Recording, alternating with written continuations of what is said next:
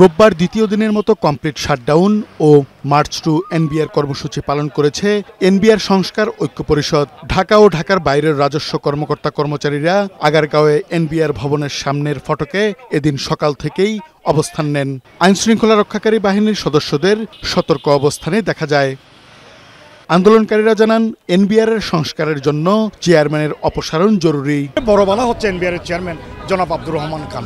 কারণ আপনি জানেন যে তিনি ফেসিবাদী আমলে তিনি সচিব ছিলেন এবং সে ফিনান্সিয়াল ইনস্টিটিউশন ডিভিশনে তিনি সচিব থাকা অবস্থায় তিনি এসআলম ব্যাংক লুটের হোতা ছিলেন এবং রোড সিন্ডিকেটের একজন কিন্তু প্রভাবশালী মেম্বার ছিলেন। সরকারের সাথে আলোচনার জন্য প্রস্তুত বলে জানান তারা। একজন ব্যক্তি যিনি এনবিআরকে অচল অবস্থা থেকে নিয়ে গিয়েছেন, সরকারকে এক কথা বুঝিয়েছেন, আমাদের উপর দমন নিপীড়ন চালিয়েছেন। এটা যারা এনবিআর এ ভেতরে আছে, যারা আমরা সম্পৃক্ত, they know what atrocity is conducting on us. এটা সরকার কিন্তু বুঝতে হবে। একজন ব্যক্তির জন্য একটা প্রতিষ্ঠান কেন শাটডাউন হবে, আমরা কেন রাস্তায়। এদিকে এনবিআর এর বিদ্যমান সংকট নিয়ে অন্তর্বর্তী সরকার এক বিবৃতিতে বলেছে, এই আন্দোলন পরিকল্পিত ও দূরভিসন্ধিমূলক। আলাপ আলোচনার মাধ্যমে সমস্যার সমাধান না করে এনবিআর এর কতিপয় কর্মকর্তা কর্মচারীরা আন্দোলনের নামে দেশের অর্থনীতির ক্ষতি করছে।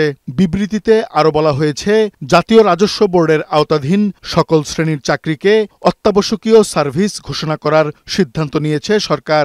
অনতিবিলম্বে কর্মকর্তা কর্মচারীদের কর্মস্থলে ফিরে যাবার এবং আইনবিরোধী ও জাতীয় স্বার্থ বিধ্বংসী কর্মকাণ্ড থেকে সরে আসার আহ্বান জানিয়ে অন্তর্বর্তী সরকার বিবৃতিতে হুঁশিয়ারি দিয়েছেন, প্রয়োজনে দেশের জনগণ ও অর্থনীতির সুরক্ষায় সরকার কঠোর হতে বাধ্য হবে। কাজী ফরিদ, বৈশাখী সংবাদ, ঢাকা।